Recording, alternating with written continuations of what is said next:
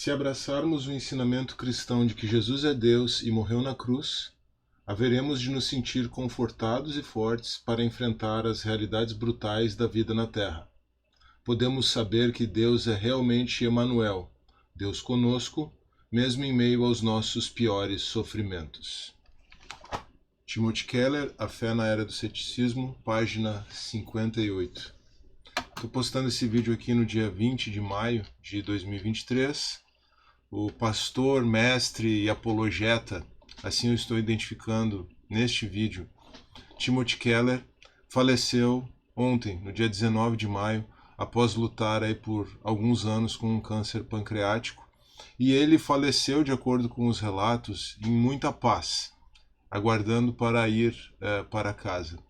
Eu sabia que ele estava nessa luta, eu sabia que ele tinha retornado para casa, inclusive, mas foi muito interessante porque ontem eu peguei esse livro, Fé na Era do Ceticismo, um livro que eu já li no ano passado, já havia lido no ano passado, inclusive postei uma breve indicação literária dele no Instagram, vou deixar o link na descrição do vídeo aqui. Eu peguei o livro, coloquei na mochila, porque eu estava revisitando para um evento, trabalhando num material para um evento dos jovens da minha igreja. Estava revisitando o problema do sofrimento e acabei nem pegando o livro para isso, acabei nem usando o livro para isso, mas quando eu fiquei sabendo do falecimento do Tim Keller, então eu imediatamente voltei ali para o livro, encontrei essa passagem e foi uma forma de me confortar, até confortar outras pessoas. Fiz uma postagem no Instagram também em homenagem ao pastor, mestre e apologeta Tim Keller, mas entendi que seria interessante aproveitar o momento, até como uma forma de homenagem a esse grande homem de Deus que causou um impacto muito significativo, especialmente no século XXI, postar esse vídeo aqui. Além desse episódio de ontem, a minha história com o Tim Keller, ela começou alguns anos atrás, quando eu li um pequeno livro chamado Ego Transformado. É um livro muito significativo, mas é uma pena que eu não tenha ele. Eu li ele emprestado, foi uma indicação do meu querido amigo, pastor Marco Antônio Silva. Depois disso, eu comprei A Fé na Era do Ceticismo e nessa minha jornada apologética, então, eu estudei no ano passado, mergulhei nessa obra e postei uma breve indicação nesse trabalho que eu tenho feito de repercutir os livros que eu leio no Instagram. Acabei comprando alguns outros livros, estava inclusive com a pregação dele na pauta aqui das minhas leituras. Na semana passada bati o olho num outro livro dele, A Igreja Centrada. Ainda não comprei, mas coloquei ele já aqui na minha lista. E algo que me chamou muita atenção na figura do Tim Keller, nesse livro aqui, ó, A História da Apologética, é um livro que eu tenho usado muito como referência para, inclusive, a playlist de biografias aqui do canal. Ele é o último, exatamente o último autor, a última pessoa trabalhada no livro. O último capítulo é sobre ele, é um artigo sobre a vida do Tim Keller, e o título desse capítulo é Tim Keller, ou Timothy Keller, o pastor como apologeta. E algo que me chamou muito a atenção na vida dele, na figura dele, é que ele incorpora realmente aquela ideia de que o pastor é um mestre, e todo mestre deve também ser um pastor. Recentemente eu trabalhei isso brevemente numa live que eu fiz para os estudantes de teologia de Angola, a convite do meu mais novo e querido amigo Wilson Amaral. Também repercuti esse conteúdo aqui no canal, eu já gravei o vídeo, ele ainda vai ser postado, mas essa reflexão sobre a possível indicação, até pela gramática do grego, de Efésios 4:11, de que todo pastor é um mestre, todo mestre é um pastor, pastores e mestres como a última cláusula ali daquela lista de Efésios 4:11. E o Timothy Keller, estando eu certo ou não nessa percepção, o Timothy Keller certamente incorpora, personifica, exemplifica essa ideia do pastor como mestre, do mestre como pastor e também dessa figura de pastor e mestre como um apologeta, como um defesa da fé. A principal característica, então, do Timothy Keller como um apologeta, e ele se tornou um apologeta muito famoso, especialmente por causa desse livro Fé na Era do Ceticismo, sobre o qual eu vou falar um pouquinho mais depois ainda, é que o seu pastorado, a sua condição como pastor define seu ensino, e essa sua condição e esse seu ensino definem a sua apologética também. Vou falar um pouquinho mais sobre isso, mas antes vou trazer alguns dados biográficos. Ele nasceu em Leith Valley, na Pensilvânia, em 1950. Então veja, ele faleceu muito jovem, né, com 72 anos, 73 incompletos. Ele é um pouco mais velho do que o meu pai. E ele poderia ser, ele teria idade para ser meu pai. Os filhos dele, o filho mais velho dele nasceu um ano antes de mim e os outros filhos nasceram.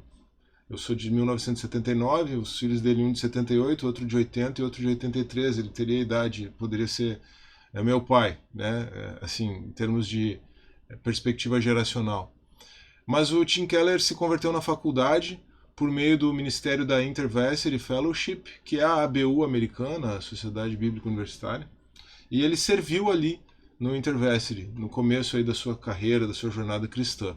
Ele se formou na faculdade de Bucknell, fez mestrado no Gordon Conwell e fez doutorado no Westminster Seminary. E foi durante o mestrado ali no seminário que ele conheceu a sua esposa Kathy, que era uma leitora inveterada de C.S. Lewis e influenciou muito o Keller. O Lewis é uma das principais influências dele, como a gente ainda vai ver. Tá? Depois de formado, ele iniciou um pastorado em Hopewell, na Virgínia, uma cidade rural. Em 1984, ele se mudou com a sua família para Filadélfia para ele lecionar no Westminster Theological Seminary. Ele também serviu como ministro de plantação de igrejas na Presbyterian Church of America, na Igreja Presbiteriana dos Estados Unidos, e isso teve um impacto significativo também na sua formação e na sua vida. Em 89, então, com 39 anos, é isso? Em 89, com 39 anos, ele se mudou para Nova York para auxiliar na plantação de uma igreja, a Redeemer Presbyterian Church. Depois de entrevistar alguns candidatos, e todos eles assim com muito medo da cidade de Nova York, em razão de todo o contexto multicultural, relativista da cidade, e esses pastores recusaram, ele mesmo resolveu assumir o desafio. E aí ele iniciou então a Redeemer Presbyterian Church com 75 pessoas. E hoje essa igreja é uma igreja vibrante, ela tem uma frequência semanal de mais de 5.000 pessoas e tem 8 cultos dominicais. As principais influências do Lewis, numa primeira fase, vamos dizer assim, foram o C.S. Lewis e o Francis Schaeffer, e depois outros autores, poderia mencionar o Alasdair MacIntyre, mas especialmente o Charles Taylor. E um detalhe interessante é que ele iniciou a sua carreira como escritor após os 50 anos. Então veja que ele teve toda uma bagagem de estudo antes disso, é claro, uma bagagem pastoral, e com 50 anos ele escreve então o seu best-seller, A Fé na Era do Ceticismo, a partir da sua percepção e da necessidade do seu trabalho como pastor, como evangelista, como apologeta, de defesa da fé. Eu já vou falar mais sobre as obras dele, mas ele se aposentou do cargo de pastor sênior da Redeemer Presbyterian Church em 2017, e desde então ele trabalhou de forma mais ativa num ministério fundado por ele, o City to City, e esse ministério ajudou a plantar mais de 1.000 igrejas em mais de 150 cidades e alcançou quase 80.000 líderes, 80.000 pastores. Nos últimos anos ele lutou contra um câncer pancreático e veio a falecer no dia 19 de maio de 2023, deixando um grande legado como pastor, como plantador de igrejas, mas também como apologeta. A sua apologética, tem duas etapas que podem ser mais ou menos bem delineadas. Ele transita de uma apologética mais racional para uma apologética predominantemente cultural. Então, nessa obra, o Keller trabalha as objeções mais comuns do ateísmo à fé cristã, num primeiro momento, e depois ele trabalha de forma construtiva os argumentos. O livro tem duas partes bem delimitadas. Mas, com o passar do tempo, ele percebeu a importância de se dedicar mais à compreensão dos pressupostos, né, dos compromissos pré-teóricos das pessoas, do ambiente cultural e da influência da cultura de forma mais ampla, e por isso, então, ele se dedicou mais ao enfrentamento da questão da cosmovisão ou das cosmovisões, tá bom? Então, isso é visto também nos seus trabalhos apologéticos, nas suas obras apologéticas.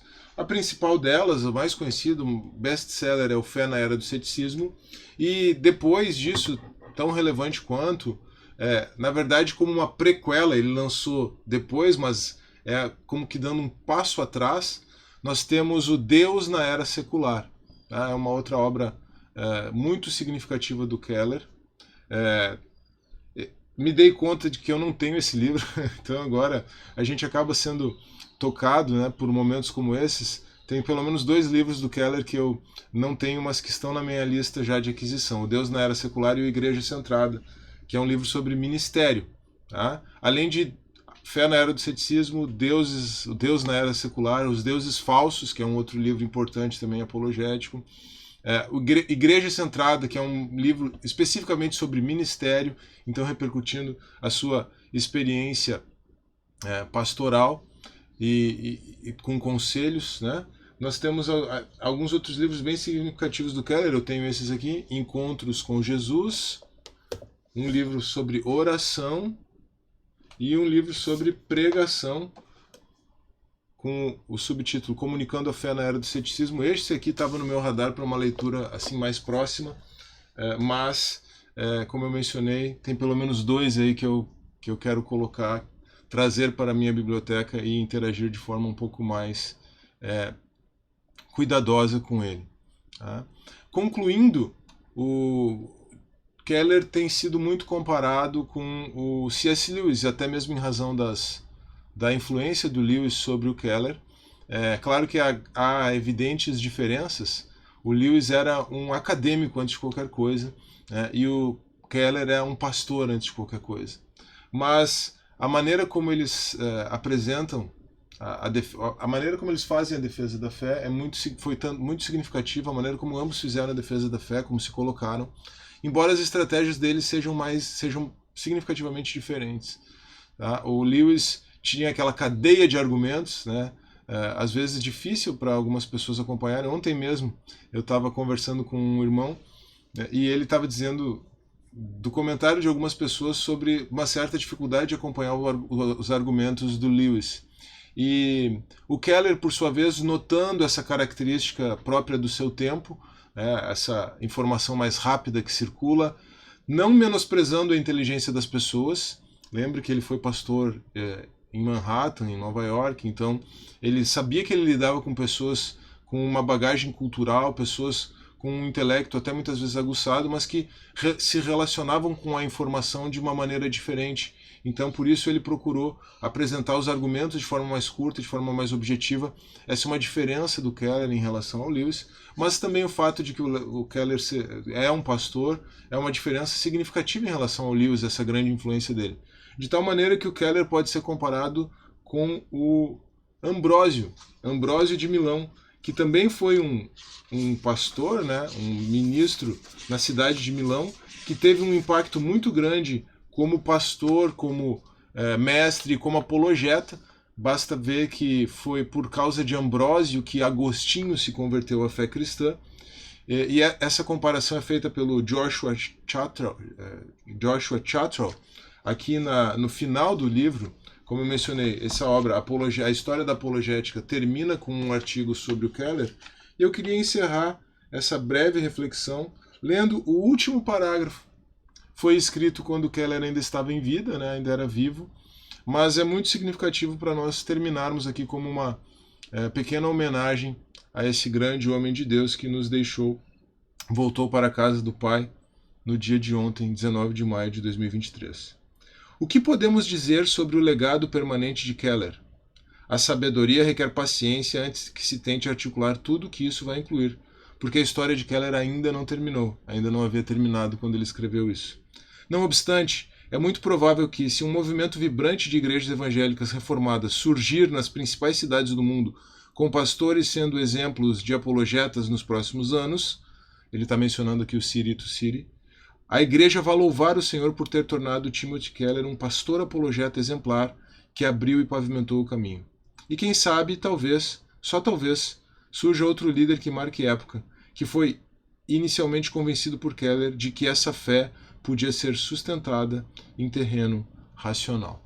Então aqui uma menção, uma homenagem do Joshua Shuttro ao Tim Keller, com a qual eu encerro essa pequena biografia a respeito do Tim Keller, que tem mais um cunho aí de uma homenagem mesmo a esse homem que causou tanto impacto, tão significativo sobre a igreja, tanto na perspectiva de defesa da fé, quanto na perspectiva ministerial e de plantação de igrejas, como a gente já viu aqui, mais de 1.000 igrejas, mais de 150 cidades e mais de 79 mil líderes, praticamente 80 mil líderes impactados pelo ministério deste homem, além de milhões de pessoas aí.